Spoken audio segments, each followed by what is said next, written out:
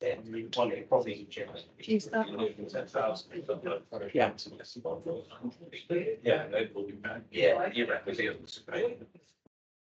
Good evening, everybody. Welcome to people in the room and online. Can you just check that people online can hear?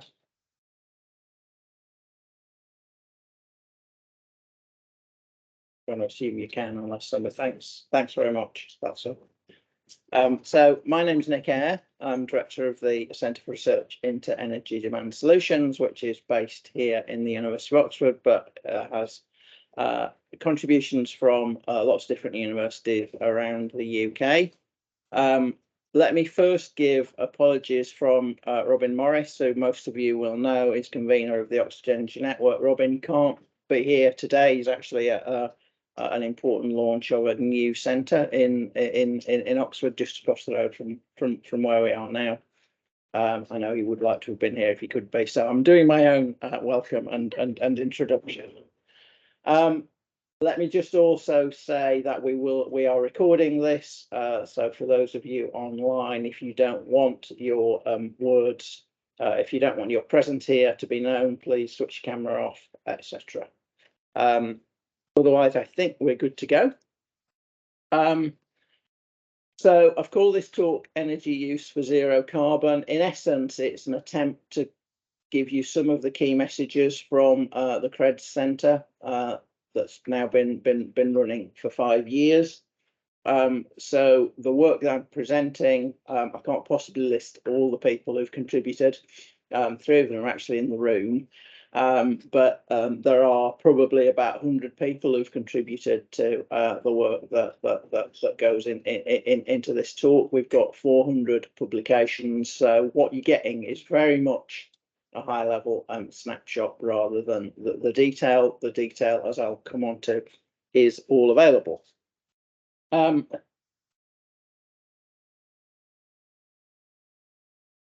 What happens, doesn't it?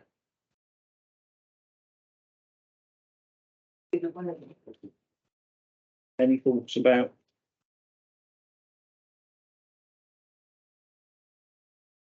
Oh yeah, it always works when you don't expect it to. So just a quick word about CREDS. We were originally intended to run from April 2018 to March 2023. We've actually got an extension until the end of this year. And as I said, we're a distributed centre involving 20 universities, but led from here. We've been acting for UK Research and Innovation as what they call their hub for energy demand research, which means that essentially we try to provide some sort of coordination for research on energy demand in UK universities, whether people are part of our centre or not. This graphic shows that the way we've organised the research programme in CREDS, 3 sectoral themes, which broadly speaking correspond to the main energy using sectors in the economy, buildings, transport and industry. 3 cross-cutting themes on flexibility, digital society and policy and governance. And then 3 more challenge-based themes looking at decarbonisation of heat, decarbonisation of steel and addressing the twin challenges of fuel and transport poverty. We will make these slides available. You'll see that those are all hyperlinks. There's that's where you get into the details of the research if you're interested. All of these sectors have now got revised summaries on our website, and those summaries lead you directly to the papers.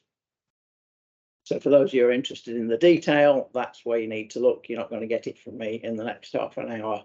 You're going to get very much a high level view. Over the last 6 months to a year, we've been trying to think about how to present our research findings, these 400 papers, 200 which are peer-reviewed publications. How do we present those to different audiences? And we've tried to produce a summary now of what our findings are in these 15 areas. Some of them correspond to the themes that you saw, but some of them don't. and many of them draw on findings from different themes.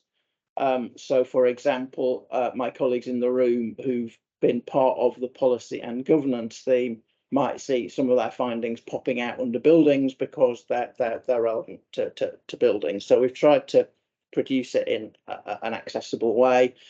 And the link there at the bottom takes you through to the research findings, and then you're 2 clicks away from any publication that we've made in the centre. So you get to a summary, and then the summary gives you the links to the detailed papers. So that's the way we've tried to address it for research audiences.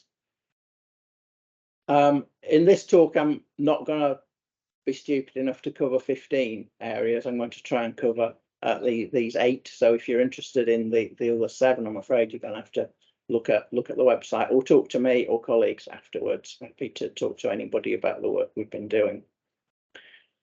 The other thing we're toying with is how to produce a summary for a very general audience. So I've set myself the ludicrous goal of trying to summarize the work of over 100 people over 5 years in 1 slide. If anybody's got any thoughts, this is it. So those are, I think, our key messages.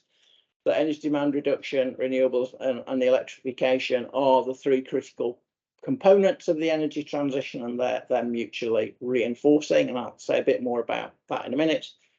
The potential for reducing energy demand is very large, and I'll say how large in 2 or 3 minutes. Reducing energy demand can contribute to a lot of public policy goals, clearly climate mitigation, but also affordability and energy security goals, which have obviously gone up the agenda in the last few months or year. There is no magic bullet solution in this area. Buildings, transport, and industrial energy use raise some different challenges, and even subsectors within those and different ways we use energy within them raise different challenges. Critically, it is a technical challenge. There is a huge amount of technical work to be done here, but it's not just a technical challenge. In our jargon, it's a socio-technical challenge. The changes that are needed amongst people and the changes that are needed in technology need to be thought about together. And then the last 5 words, probably quite important ones: public policy will be crucial. I deliberately phrased it in the future tense there because at the moment public policy in the UK is not particularly helpful, and I might say a bit more about that. And I suspect some people might want to ask some questions about that as well. So that's the sort of high-level summary. For this audience, I think you deserve a bit more detail than that. So I'm going to give you that in the sections that I set out initially. I'm going to start with energy systems or energy demand in the energy system, which is probably not where most people expect to start a talk about energy use to start. But the more we've thought about it, the more we've realised that energy use is part of the energy system, and it's strongly affected by the rest of the energy system, and increasingly so. And that's particularly the case in the context of the shift we are seeing to variable renewables, because they raise a whole series of different challenges. The most important one, I think, for fossil fuel, for energy use is obvious when you say it, but not often said, which is that we need to end the direct use of fossil fuels, pretty close to that if we're going to get to net zero. And yet most of our energy is going to come from renewables, which are principally providers of electricity. And therefore the logic is pretty clear. We are going to have to electrify a lot of end use. Either that or use the electricity to produce other fuels, which has more problems associated with it. And we find that actually electrification is going to be a critical part of the net zero solution.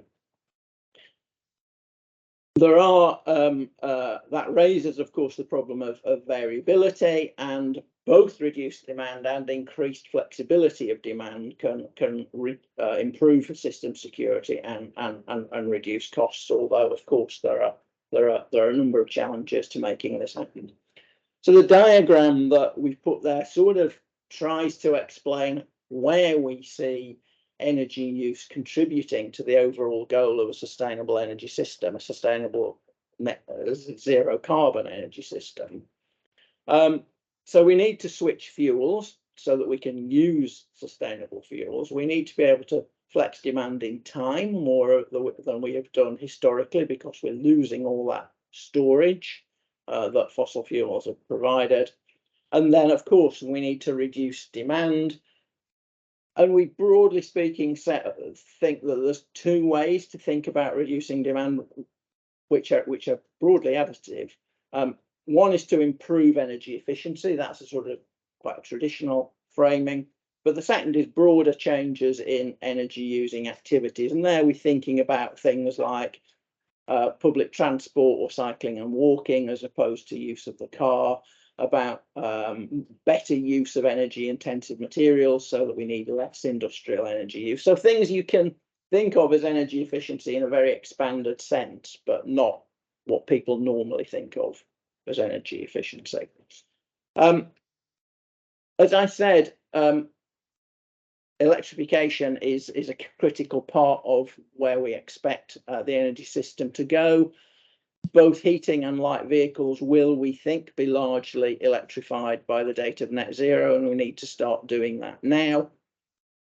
The diagram on the right is from a piece of global analysis, which just looks at this problem of shifting from fuels to electricity. The left-hand three bars show you the mix between fuels and electricity in the global energy system at the moment, and the right-hand bars show you what we think will be the mix in a zero carbon system. So much more use of electricity.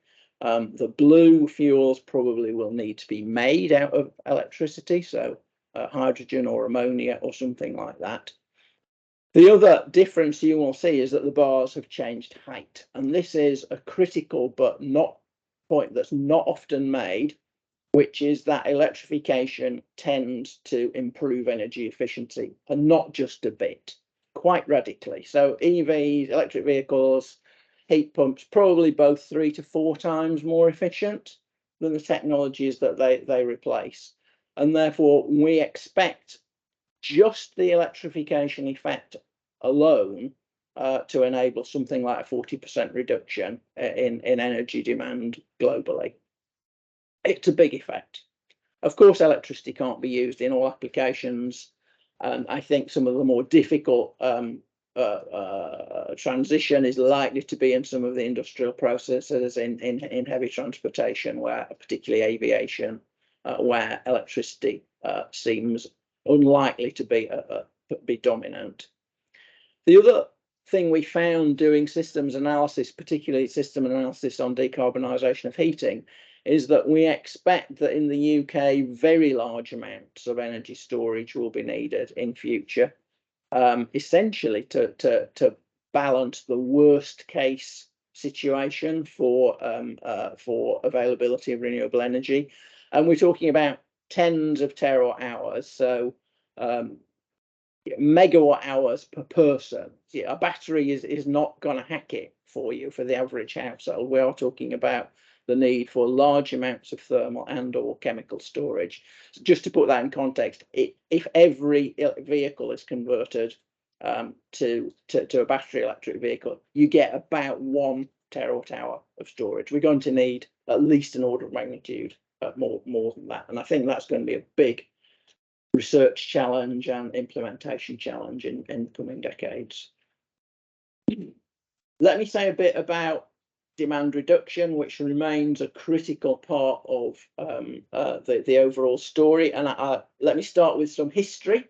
So over the last 30 years, we think energy efficiency has played, we know energy efficiency has played the largest role in reducing UK emissions.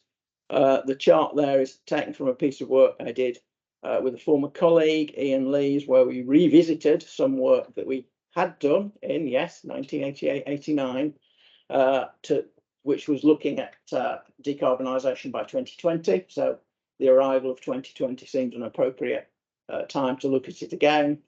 And that shows you that end use efficiency has contributed more than any other decarbonisation alternative,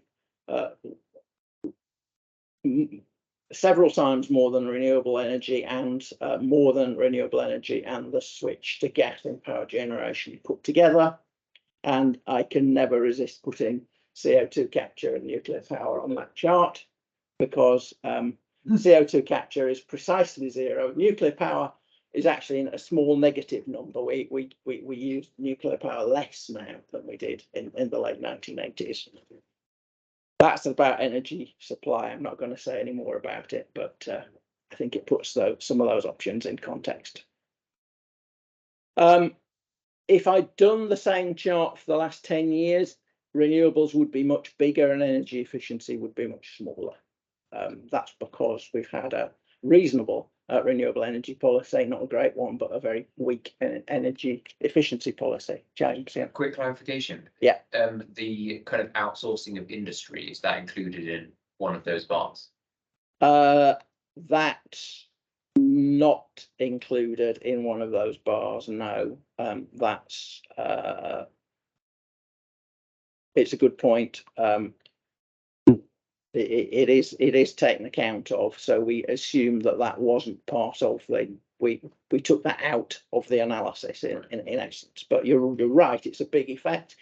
It's not huge. It turns out to be of order the same effect as the improvements in industrial energy efficiency, the real improvements in industrial energy efficiency over the period. So certainly smaller than that. Looking forward, we've done a big piece of work to ask the question: how much can energy demand be reduced in each of the key sectors? The diagram there on the right is taken from a paper led by my colleague at the University of Leeds, John Barrett. We looked at 4 different scenarios and the emissions reduction possible by 2030, 2040, and 2050 in each of them, going down that list of subsectors. So I'm not going to go through it in any detail. Suffice to say that in the 3 scenarios that meet a net zero goal, which we call steer, shift, and transform, energy demand is reduced by 30%, 40%, and 50% respectively. And that justifies our statement that total demand can be halved by 2050. I mean, there are scenarios where it isn't, but we think it could be. And the second dot point there is probably not very clear. What we mean there is that if we do that, then per capita energy use in the UK is less than the current global average capita energy use, which I think is a conclusion that surprised me, because what it's saying is that people could live at Western European, with a Western European quality of life throughout the world without us using more energy in the world than we currently use. And that's sort of counter to the normal sort of argument that we inevitably need to use more energy in the world to bring people up to a reasonable standard of living. It's not true. We thought in the UK half of this could be achieved by 2030. We did this work 2 or 3 years ago. I think we might need to, if that's still true, because clearly we haven't been making the progress we would have liked over that period. But the critical point really is that all plausible net zero scenarios include substantial demand reduction. It's not an option. If you want to get to net zero, you are going to have to do much of this. So where does that 50% number come from? Because it is perhaps a surprisingly big number, even for people in this room and on this call who are very well informed about these matters. I think I can explain it really as being in 3 chunks, all of which we need if we're to get to the 50%. The first is what most of us think of or thought of as energy efficiency. Insulation, heat recovery, better control, those sorts of things that have been around for and studied, worked on and improved to some extent ever since the oil crises of the 1970s.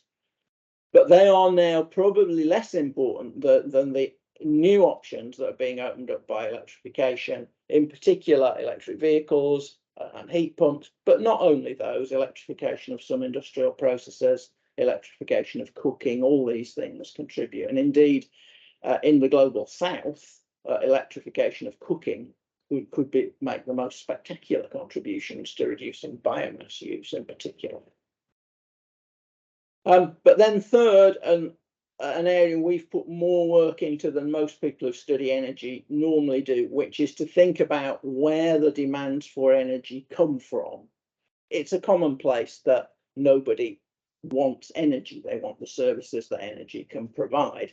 And that means those demands are created in other systems in the economy, the mobility system, the material system, the system for providing comfort. And if we want to make the most extensive reductions in demand that we can, those are the systems that we also need to think about. So it's some colleagues have called it non-energy energy policy that we need to think about how actions in other systems lead to implications for the energy system. The implications are big. This chart shows the three scenarios that are compliant with net zero: steer, shift and transform. And they are looking at the electricity demand we would expect in the UK in those scenarios. It goes up. Yeah, if we electrify transport and we electrify building, electricity use goes up. But it's not a fixed amount that it goes up by. Depending what you do, how you do those transformations, what else you do, then electricity supply in 2050 could be above 800 terawatt hours or less than 500 terawatt hours. The implications of that for the sorts of debates that we're having about renewable electricity supply seem to us to be really important and really need to be thought through. In essence, if people saying, well, all this energy demand stuff is too difficult, we should just get on with energy supply, yeah, they need to answer the question, how are we going to treble our electricity supply at the same time that we get rid of fossil fuels? Because that doesn't seem like a trivial problem either. The supply side modelling we did, which used the times model that the government uses and that our colleagues at University College London run, indicates, not surprisingly, that the technologies which drop out of, to a large extent, of use if you go for a lower energy demand solution are the more expensive ones. So nuclear, biomass with carbon capture and storage are the technologies that we need less or none of in a low energy scenario compared to higher energy scenarios. That's not our specialism in CREDS. We haven't looked at that, but I think it's an interesting insight. But the amount of infrastructure that you need is the key point, I think. So let me say a bit about the sectors. First, buildings. Our estimate of the potential for reducing energy use in buildings exceeds 50%. There are a lot of uncertainties and a lot of changes on the social side that can contribute. Clothing trends, whether cooling demand rises or not, uptake of energy service business models, you can see all those might be important. But actually in the building sector, nothing really gets us away from the conclusion that fabric and heating technology are going to be critical for reducing energy demand. Retrofit is clearly a long-term challenge. It requires attention to skills, supply chains, innovation, and wider goals than carbon reduction. That sentence feels a bit trivial, but to describe the scale of work that we've done on that particular area, because clearly building retrofit is a key technology or a set of key technologies. If we think about the heating in buildings, which is obviously the main energy use in our buildings. The options that seem available for zero carbon infrastructure are hydrogen heat pumps, district heating. The choice between those has huge implications for the wider energy system, simply because our current demand for heating is about 400 terawatt hours, i.e. it's more than current electricity use. Our conclusion is that a high reliance on hydrogen is really extremely unlikely, and I think that is now pretty much common ground amongst people who've analysed it. Although I understand why gas distribution network companies are peddling the other view, because it's difficult to see where their network goes without it. It means that electrification will be important, whether that's through little heat pumps, individual buildings, or large heat pumps on district heating systems. I think is an open question. It will be a bit of both for sure, but the balance isn't clear. And that our analysis shows pretty clearly that the potential savings from those high efficiency heating systems are now bigger than from improved insulation. So people are beginning to amazingly actually to glue themselves to roads to demand more insulation. I just think they need to add high efficiency heating systems on the end of the banner. So you can get arrested for almost anything these days, can't you? It means that the mantra that a lot of us have followed for 30 years in energy efficiency buildings are fabric first. Get the fabric right first, and then worry about the energy, the heating system. It's probably not valid anymore. It's again one of our more surprising conclusions. That doesn't mean we aren't going to need to address building fabric, particularly where there's health concerns, or you can't provide comfort without it, or you need it to ensure that heat pumps operate with reasonable efficiency. And that's clearly the case in a lot of UK buildings, which are not of the highest standard. But it is a complete fiction that the UK housing stock is the worst in Europe. It's just because people say it a lot doesn't mean that it's true. We sit pretty much in the mid-range, and because we've put in lots of loft and cavity wall insulation over the last 30 years, but because we've got much better windows in general, there are plenty of buildings where we now think that heat pumps could be installed without further work on the fabric. And if we're to get anywhere near the government's target of 600,000 heat pumps a year by 2028, we're going to have to do that. We are going to have to start putting in heat pumps in existing buildings without us going to the perfect solution. The perfect solution probably still is to insulate first and then put in the heat pumps. But in a climate crisis, we probably don't have time to deliver perfect solutions. Let me say a bit about transport. Transport is a sector where we think energy use could be reduced most, by about 60% by 2050. And that's really because in transport, you've not only got the option of a big increase in efficiency by electrification, but you can also shift travel mode as well. And you need to do both to get to that sort of number. If we ever at a point again where we're worried about oil use as opposed to gas use, then transport is of course the critical sector. It's the sector that has the most potential to undermine OPEC. And our analysis is that we will need electric vehicles, but that if we rely solely on electric vehicles as a way of reducing energy use and carbon emissions in transport, that severely limits the speed at which we can reduce demand, because we're missing out on half the options on shifting travel modes and reducing distances travelled. So reducing a distance travel is a major issue. Aviation and other long distance trips are big users of energy. They're largely for leisure and largely by higher income groups, which you might think point towards more use of fiscal mechanisms. I'll say a bit more about that later. But they are the bit of travel demand that probably gets less attention than commuting and probably deserves more attention. There are some real possibilities in transport if you look at it, from an objective point of view. So 15% of the private car fleet is in use at peak. That's the most. Yeah, 85% or more are always stationary at any one time, and 30% of cars don't move on any given day, which I think has important implications for EV batteries.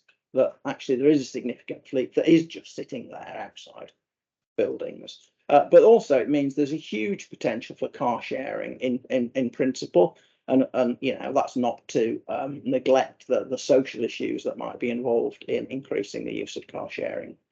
But we know there's declining car use and car ownership amongst young adults. Essentially, we've probably passed peak car, and that's social change, which looked immutable for generations, that car use would rise, is probably not valid any longer.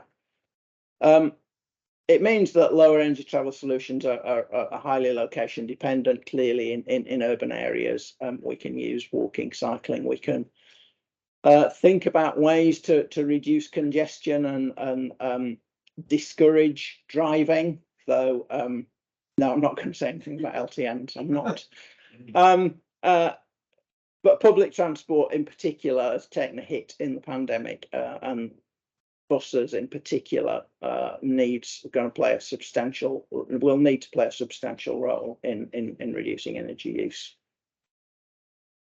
In the third sector we looked at, in industry and materials, it seems to us pretty clear that moving towards a net zero industry is going to take three things: new processes, where to move away from direct use of fossil fuels, energy efficiency, but also materials efficiency, resource efficiency of those materials that are energy intensive.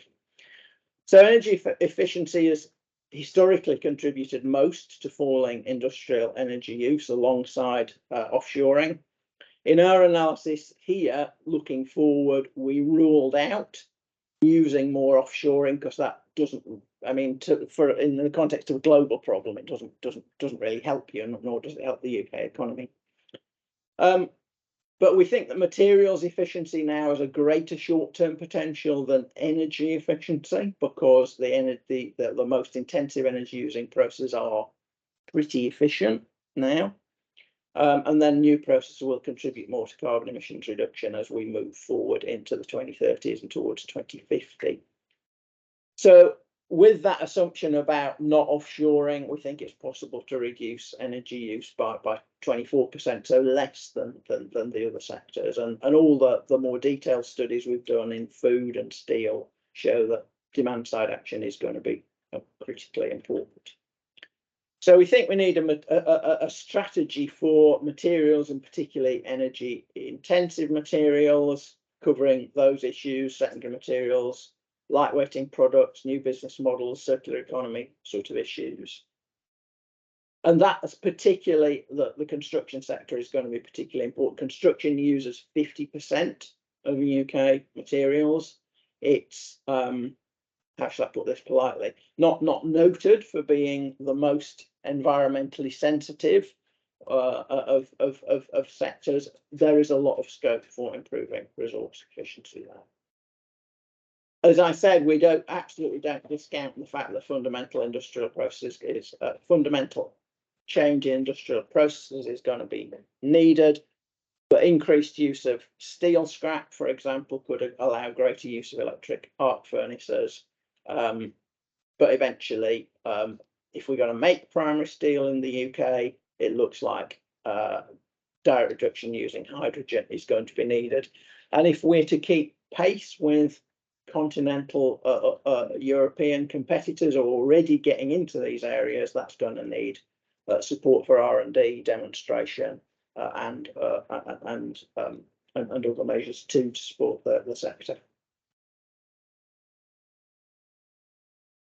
So why do we want to do energy demand reduction? I mean, I've said it's partly because we can only reach carbon goals by addressing energy demand.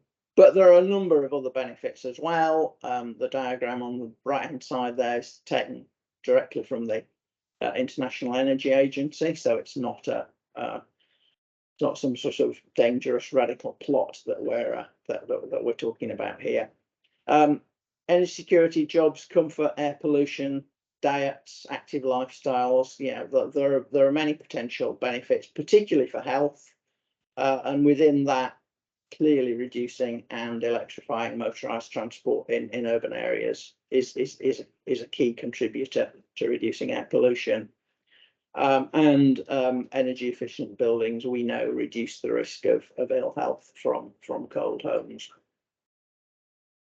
There are economic benefits as well. Our work and work of others has shown that energy efficiency investment has a high propensity to create jobs locally. There is a much better chance that investment in energy efficiency will create jobs within the national economy and the local economy rather than getting exported.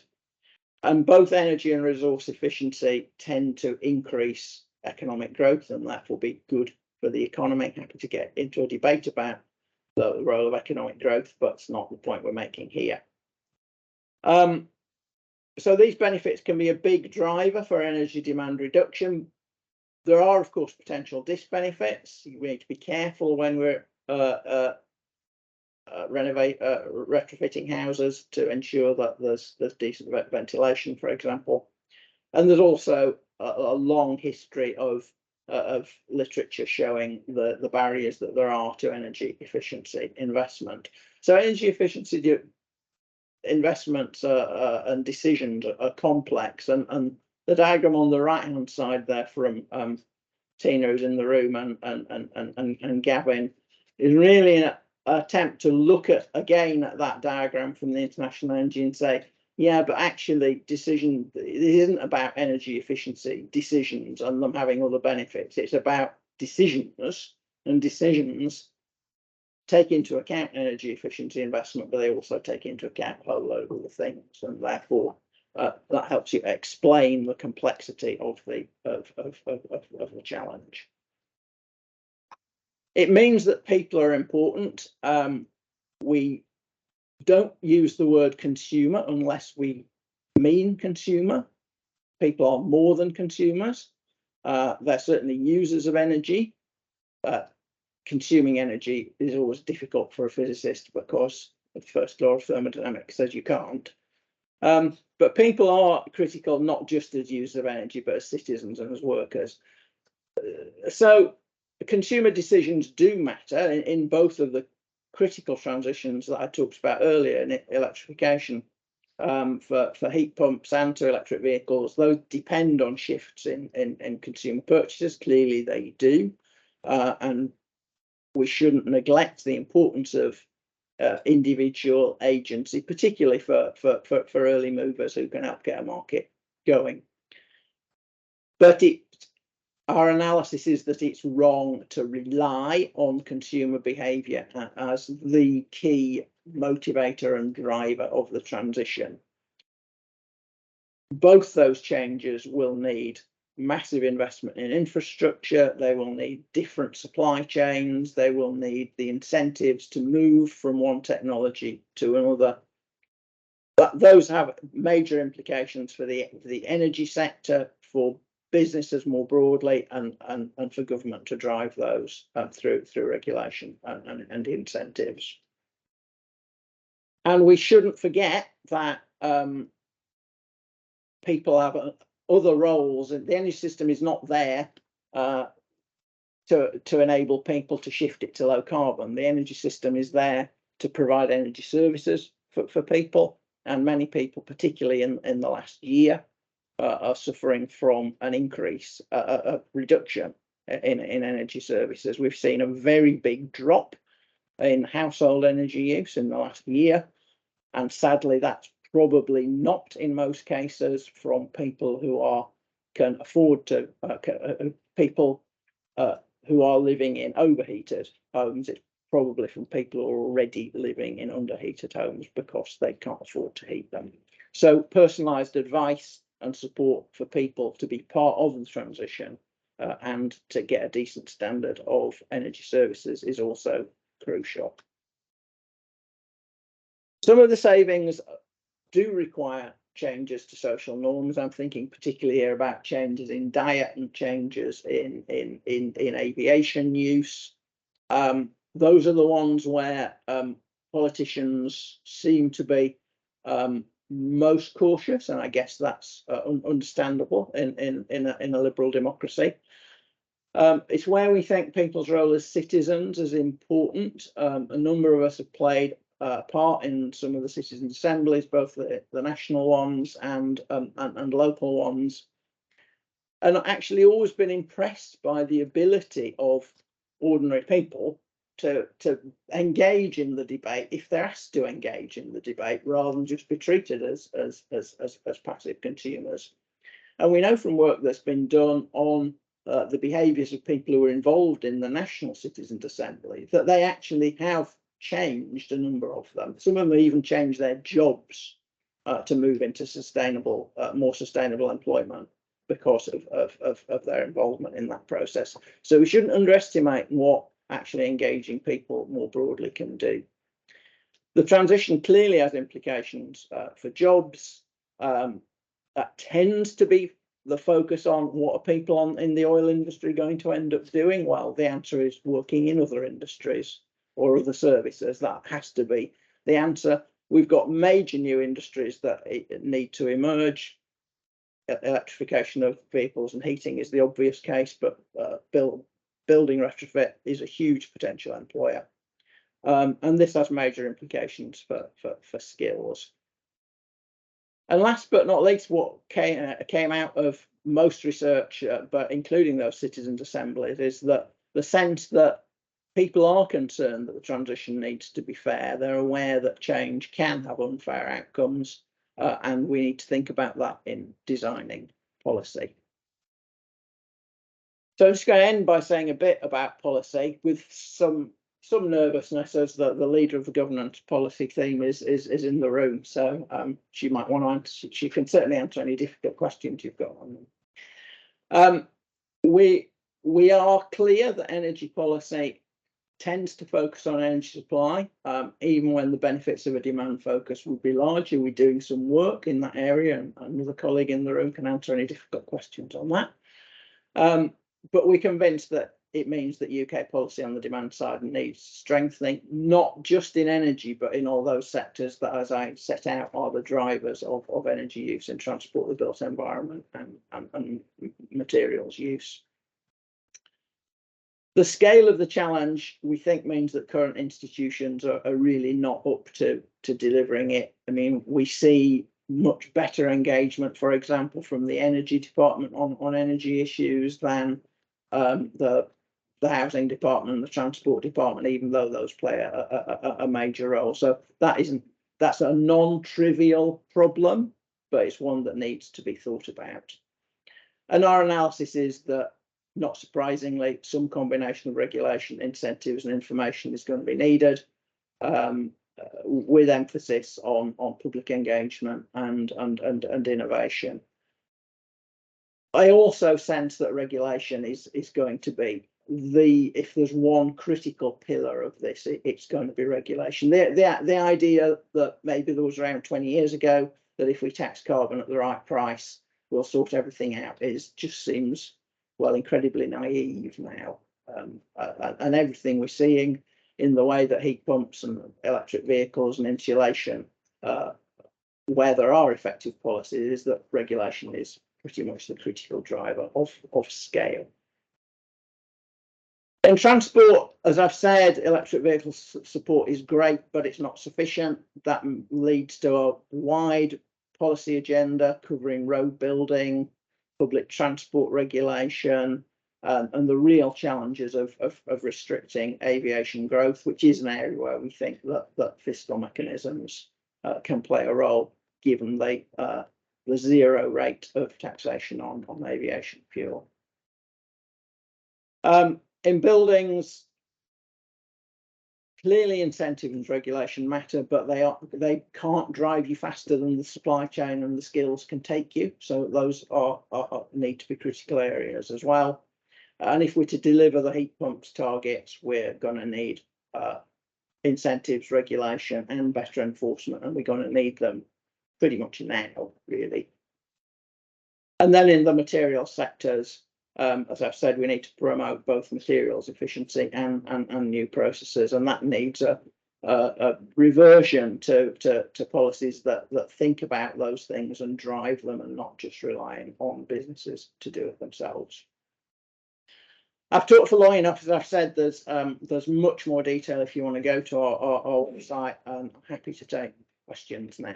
Thanks.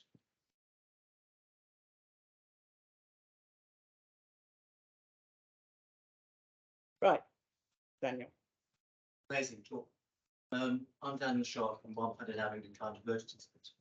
So 20 years ago, two characters, David Bannister and Robert Hickman, recommended we reduce the national speed limit in order to reduce carbon emissions from transport, I think by 60% by 2030. 10 years ago, I was with Malcolm McCulloch. He said that reducing the speed limit would be the greatest stimulus to EVs that he can imagine. So we're going to have lots of fossil fuel vehicles for the next 20, 30 years. They have to be driven at 50. If it was 50, then the comparative advantage between EV and ICE is diminished. It's not. So do I find in your 2 clicks from your website the reason that you're not recommending or are recommending a reduction in the national speed limit?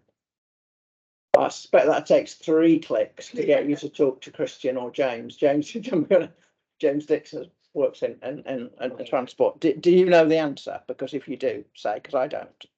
It's for sure. It's a parameter in the team model that there was the transport model that backed up the transport sector, that whole energy system. A bit of research that informed the 50% reduction headline. I'm not sure to what extent it was played around with. To be honest, it's a lever. From memory, I don't think. I mean, that is in the report. There's a sub report on transport that Christian Brand authored. Yeah, I mean, you're right, and the work we did during the energy crisis, we looked at the scope for fuel reduction by speed limits, which there's quite good data on from when we did it in whenever it was, the early 70s. So it's a non-trivial effect, and it can be done quite quickly. I think that's the major point. I suspect that EV efficiency is not as speed dependent as IC engine. Is that right? These sales websites have you can adjust the speed to see what the range is. The most efficient speed for most EVs is 30, not 50. I've been in an EV where the econometer tells me that 9 is best. It's actually much lower. So I guess the physics and engineering would tell you that's likely to be right, because you've got a very high motor efficiency, so it's air resistance, right? Yeah, and so the slower you go, the less you get. But there is a bit of a trade-off there, Daniel, of course. It's a social acceptability question, I think, isn't it? Right? It's a political question. But we could do the work on it and find an answer. And we've done it for reducing speed limits to 50 or 60 on motorways. It's significant. There is a guy in the CREDS consortium as well, Giulio Mattioli. Do you know? No. If you're on Twitter, he's a good follow. So he works at TU Dortmund now. Yeah. So he was in CREDS a while back, and it's constantly going on about the speed limits thing. He's got some quite interesting. That's because he works in Germany, I think. Yeah. much worse track record than we have on speed limits. So. CE Delta says slower is better. Yeah. That's my approach to running as well these days.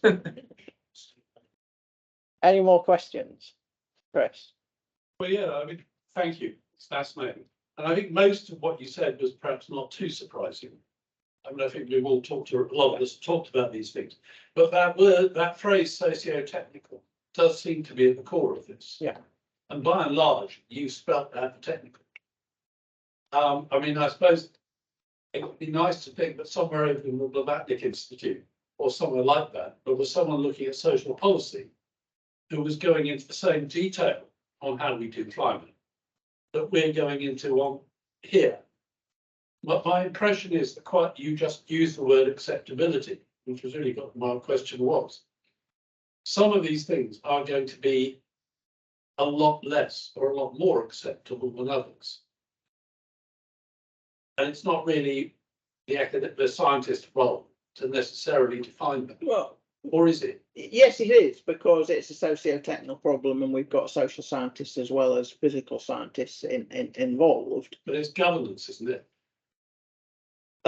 Yeah, that's, I mean, political science is part of social science really, for my purposes. I'll make 2 points. One is there are uncertainties and surprises. So if you'd said 10 years ago that we were going to see declining rates of car ownership in the next generation, people would have been surprised. If you'd said we're going to see a takeoff of veganism at the rate we've seen, people would probably been even more surprised. So you sort of need to be ready for those. And that's something we've said in transport after the pandemic, when obviously we got a huge reduction. How can we lock in some of those changes? We're seeing it in commuting. So we're seeing, I think, still a 10% lower rate of commuting than pre-pandemic. So those sort of changes can happen. And one of the I guess one of the tricks with public policy is to know when you can make a change and when you can't. I'm just going to make one other point. I've forgotten it.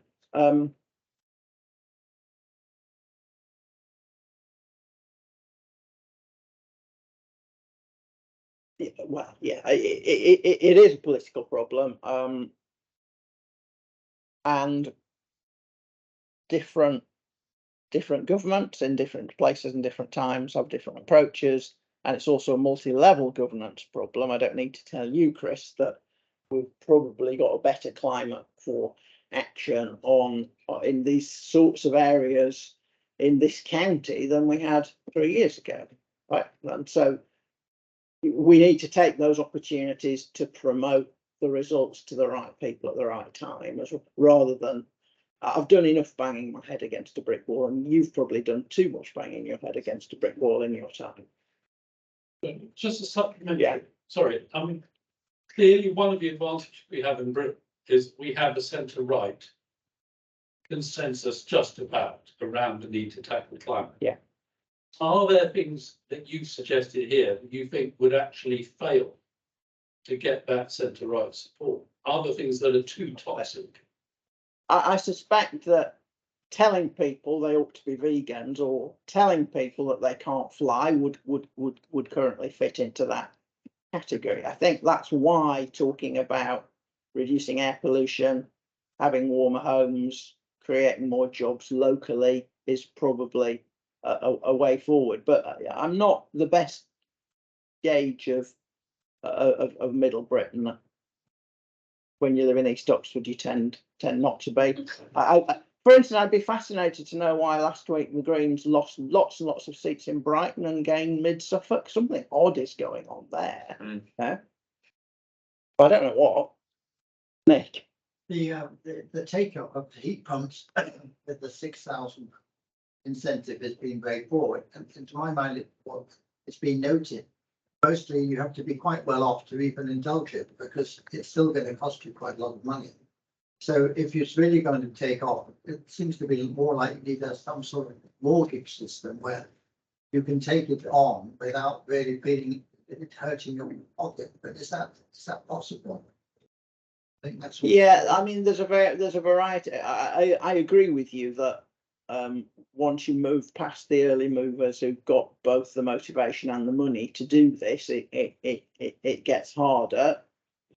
You need to develop the supply chain at the same rate, because the one thing that will put people off is if installations don't work in the way that they're intended. That's really not the route to go down.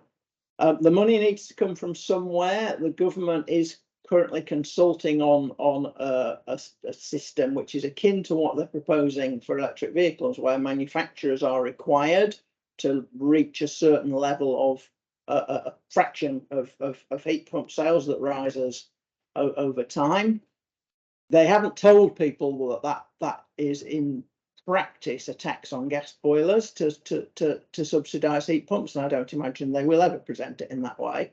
But it might actually work quite well. So there are sort of policy instruments you can play with, and of course, as scale goes up, you'd expect costs to come down, and therefore the incentives required to be smaller. At the end of the day, I think we are going to have to say, at some point, pick a date in the future, depending on how politically ambitious you want to be, and that's the date at which we're not going to install any more gas boilers. Full stop. Yeah, and that gives a sort of clarity. That might not be enough on its own. You've still got to do all the supply chain stuff, and you still might need to incentivize people up to that date. But that's why policy design is complex. You need to get all those bits in place for it to work. But I don't think it's impossible. We've done it in other markets.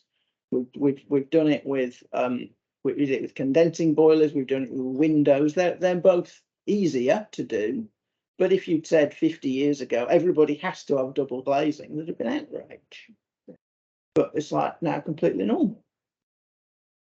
Tina. Well, I was just going to add to that, the government's doing other things as well. It's got these heat pump demonstrated trials, which we've got one in Oxford at the moment in Rose Hill called Two Heat Streets, and that is trying to reduce the cost of installation as well as the cost of purchase by sort of doing a lot in a small area, working with installers, manufacturers, testing, getting a better system. So I think there's. I gather also that there are some better heat pumps on the horizon, where they're high temperature ones, so Yeah. the amount of retrofitting you have to do in terms of installation is much lower.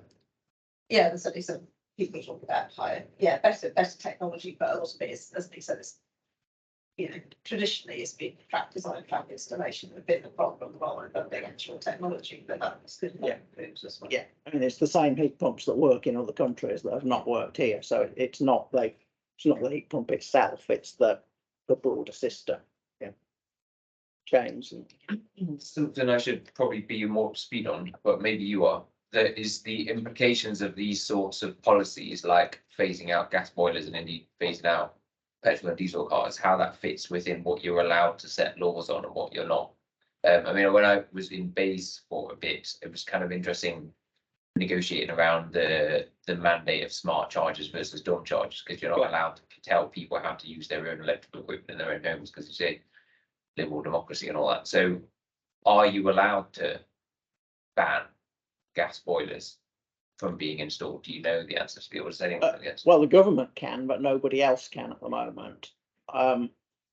I think it's a great question, actually, because if you think about it, we're not going to close down the gas system in every part of the country at the same time. We're going to have to do it area by area. So either government is going to have to make that decision, or it's going to have to allow local governments to make that decision. And I think there probably is a bit of a push from some of the more progressive local authorities to have us within the context to have a proper system of local area energy planning, where you put together electricity system planning, gas system planning, land use planning, and allow those decisions to be made at a more local level. I mean, Ofgem's working its way towards that with the proposal you may have seen for a sort of more regional type planning, strategic planning approach. No, not REMA. No, that REMA's just irrelevant, stupid. Well, it's worrying about, small changes to the way you price the use of the distribution system. It's not neither here nor there. No, this is about, getting people together at the right level, is that local, is that regional, in order to put these together. At the moment, local authorities have very limited capabilities and no duties in energy, and yet they're the land use planning authorities. So the systems are not sort of working together at the moment. I think it's an important governance question. Yeah, hi, Jeff Sutton.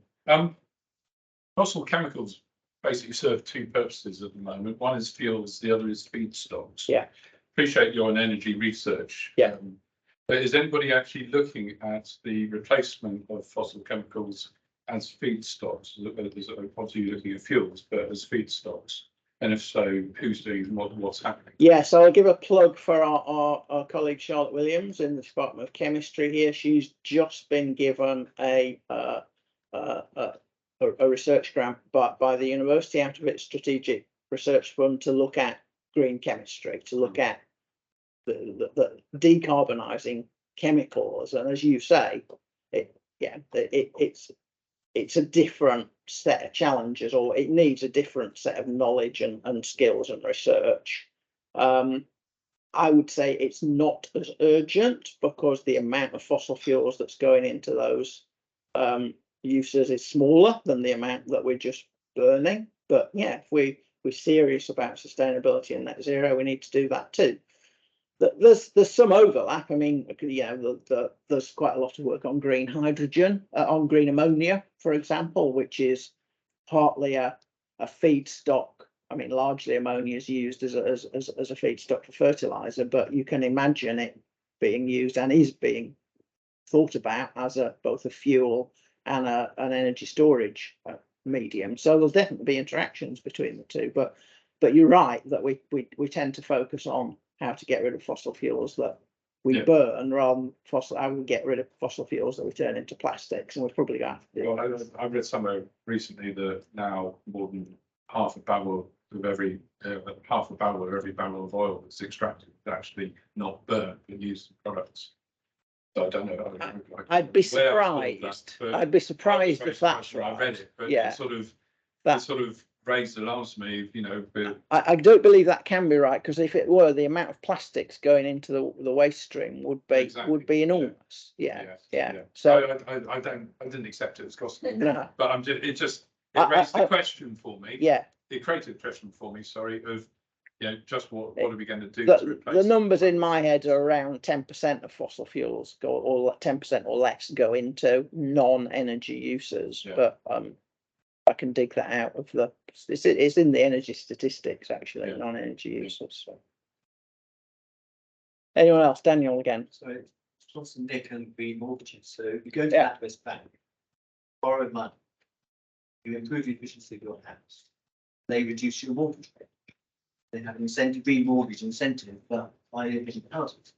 The product's EPC, because you put in a heat, there's no guarantee the EPC is going to go up to a level that will lower your mortgage rate. So you've got to address the EPCs and make sure heat pumps aren't disadvantaged. So that was the EPC, sorry, energy performance. And the green mortgage from NatWest is related to the ABC grade on your certificate. Just installing a heat pump because you borrowed some money from it doesn't guarantee you're going to go up to B or C. You might go down to D because some additional cost of running. Green concrete. You mentioned green steel. You never mentioned green concrete. No, I don't know much. We haven't done any work on green concrete. That's why. That's not to say it's not important. Just on the energy, yes, it is. Just on the energy performance certificate issue. Our colleagues at University College London, particularly Taj Harrison, have done lots of work on energy performance certificates. You're right that there's a specific problem with heat pumps that essentially because the EPC relies on an algorithm called SAC, which is essentially an energy cost metric. EPCs never end up recommending heat pumps, and that's clearly an untenable situation. There are also some other problems with EPCs, notably that they're often wrong, that the amount of training that people need to do to become an EPC assessor means that they can't do anything that's out of the ordinary, and therefore the algorithm defaults back to a default option, and it can get the EPC wrong. And this is always said, and I think it's true, that the easiest way to get a better EPC is to get another assessor to come and see if you get a different answer, which is not given that we will need any regulatory and or incentive system to have some sort of metric, right? Then we need a metric that is both properly properly denominated, and I think energy is probably the right one, not cost, and reliable. UCL work going to come through? Is it government sponsored? Yeah, it's BESNES are very interested in it, and colleagues are involved in the project that they've got underway, which is trying to look if we can use smart meter data, i.e. real energy data in close to real time to assess the efficiency of buildings. Now, if we can do that, we in principle get a much better and more reliable system. So that's one of the, I haven't talked about the sort of tools and processes that we've developed within CREDS, but I think that's one of the important ones that could actually feed into what is an important area of policy, but you know, it's quite a techie niche, not, you know, it's not a sexy area, is it really, metrics, but There's no bonus points if you have zero carbon. no. Clearly, that has to be the case, because that's the prime thing to happen first.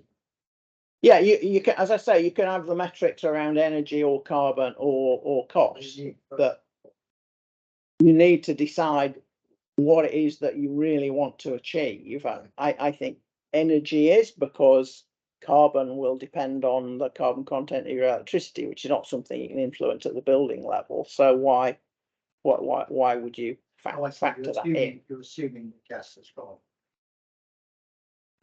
Well, indeed, at the point of zero carbon, there is no point in having a metric that's denominated in carbon. Yes. And yeah, so as gas phases out, you'll get parts of the country that are zero carbon and parts that aren't. That's not necessarily a problem, just part of the transition. Yeah. Hi, I'm Stephanie Hook. I work on digitalization, so I'm particularly interested in your results and recommendations regarding the impact of digitalization on energy demand. We'll circulate the slides, and there's some in there, and do look at the website.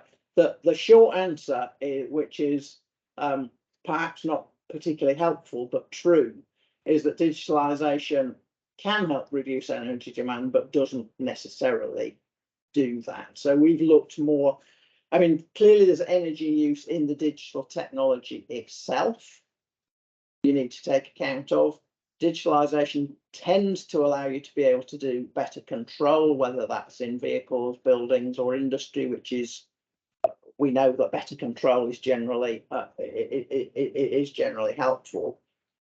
But then there are these bigger trends. I mean, digitalization is what's allowing us to do more home working, for example. It's what's allowing us to move the transportation of food from individual trips to the supermarket to vans from the supermarket. And there's lots of things like that where there's certainly a potential for reducing energy use.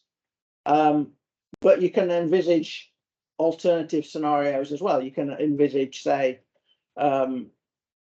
AVs or automated vehicles, driverless vehicles that just cruise the streets looking, you know, waiting for people to pick them up, which will be incredibly wasteful.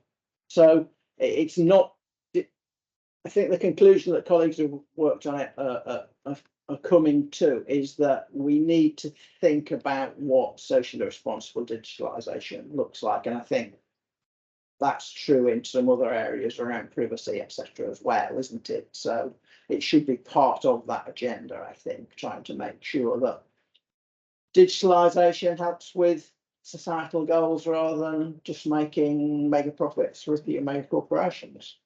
Is that fair? Yeah, comment? that makes sense. Just a quick question. So there's no scenario in the work, or it's not been any findings regarding increasing energy demand through digitalization, or that has not been part of these scenarios? Yeah, it's involved. I mean, at the moment, it's, I think digitalization, even defined very broadly, is responsible for about 10% of electricity use. It's clearly going up, but it's not going up at anything like the rate of increase in digitalization, because the technology is getting more efficient, and that's necessary to allow speed, etc., to increase. So it's increasing. I have seen scenarios postulated where you get to very, very high levels, but at that point you start to think, well, if server farms are using that amount of energy, we'll just run district heating networks off them. You know, I mean, I think it gets implausible, and of course the cooling demands get very, very large. I think it's not an area of my expertise, but there's some useful both backward looking work and forward projections on the papers that were published. So take a look. Yeah. Some of the tricky question to answer, but any lessons learned from like running a center like this?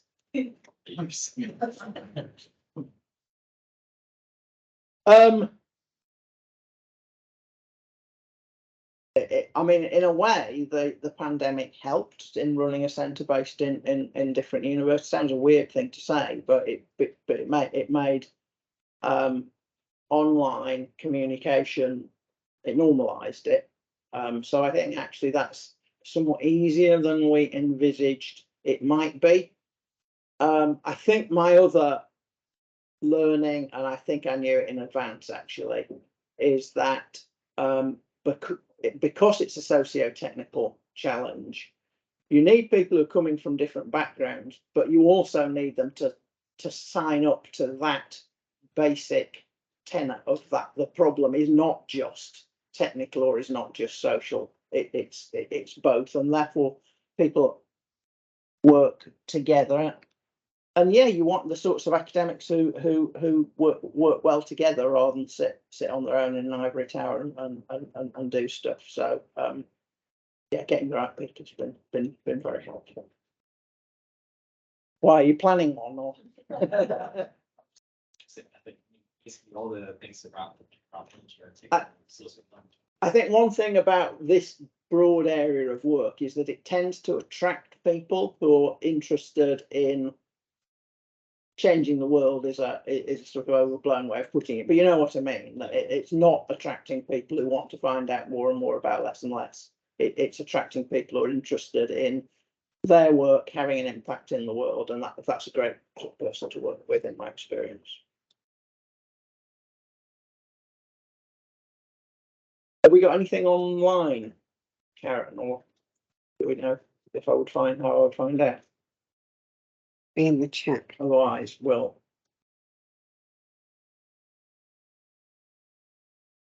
All right. So Nick Goodall asked, Chris Goodall asked Nick, you gave some estimates for total energy demand 2050. If I understood correctly, these figures range from 500 to 800 terawatt hours. Does this include the need for mass storage range of probably hydrogen to balance supply? No, Chris, no, those were the electricity numbers, but they're not. The total numbers are somewhat higher because there's some bioenergy in there. For example, so not everything is electrified. But the total numbers are in there, but 50% is about 800 terawatt hours because current is about 1600 terawatt hours. So I would say we need to get total energy down well below 1000 terawatt hours compared to where it is at 1600 at the moment in order for the transition to look viable. But we've shown that can be done. And Alexander asks a question: as a layperson, what range of local jobs would emerge from investment into energy efficiency? Is it predominantly within construction, or do you think any regions within the UK may benefit more than others? It's a good question. So I think it is predominantly within construction. Clearly, you can see that there are potentially some regional splits. I mean, most of the jobs that will be lost will be in the oil and gas producing areas, particularly around Aberdeen. Most of there are some particular growth opportunities. For example, if you have a factory that might be converted to producing electric vehicles, like in say Oxford, that's an employment opportunity. So not many. I mean, the opportunities of industry creating jobs as opposed to wealth are probably lower in future than now. So I think it is construction in the broadest sense. So that includes heating, plumbing, electrics, those sorts of traditional skilled trades where most of the additional work is needed. But then there'll be plenty in We're going to need to expand our renewable system. We're going to need to expand our power system. We're going to need to produce hydrogen. There's no reason to think that jobs will be fewer in general. And then we've got one point of information from my colleague Nick Banks talking about the Clean Heat Street project that Tina mentioned. It says the cost of a heat pump is critical to mass uptake, and in the Clean Heat Street project in Rosehill, we've got it down to £2,600 installed with grant, not much more than a gas boiler. So yeah, that's the sort of where we're aiming, I think. And I know from having run government grant programs that you need to fine tune these things. So I helped run the PV program a long time ago when PV was very expensive. You need a very big grant, and you need to be able to change that as the costs come down. So it's a bit of an art form, working out what the right incentive structure looks like that doesn't over subsidise people who don't need it, but actually makes things happen quickly. And those two are in tension. If you want to happen really, really quickly, you've got to accept that some people are going to make more money, make more money than they need. Thank you, everybody. I think we'll end there. Anything about next or future weeks we should say? No, there's the newsletter going. Okay, you'll all get a newsletter, but nice to see you, and look forward to seeing you at subsequent weeks. I'll do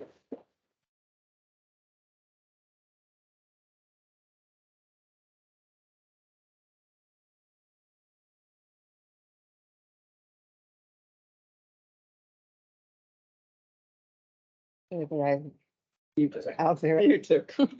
That's easy than remote control.